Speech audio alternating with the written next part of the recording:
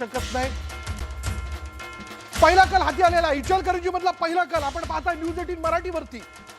पहिला कल इचलकरंजी मधून समोर आलेला आहे। पोस्टल वोटिंगचा हा पहिला कल आहे। भाजपचे 4 उमेदवार, तू जसं म्हणली की 70% मतदान या ठिकाणी झालेलं होतं। बरोबर। भाजपचे 4 उमेदवार या ठिकाणी विजयी झालेले।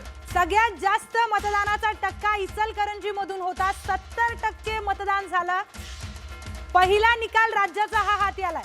राज्यातला पहिला निकाल आपण बघताय। पहिल्यांदा न्यूज 18 मराठीवरती इचलकरंजीमध्ये 70% मतदान झालेलं होतं आणि भाजपचे 4 उमेदवार त्या ठिकाणी विजयी झाले। म्हणजे वाढलेला जो काही मतदानाचा टक्का आहे तो भाजपच्या बाजूने झुकलाय असं तरी चित्र आत्ता दिसून येत आहे। पण ईव्हीएम वोटिंग मध्ये पुढे आणखी काय होतंय ते देखील पाहावं लागणार आहे।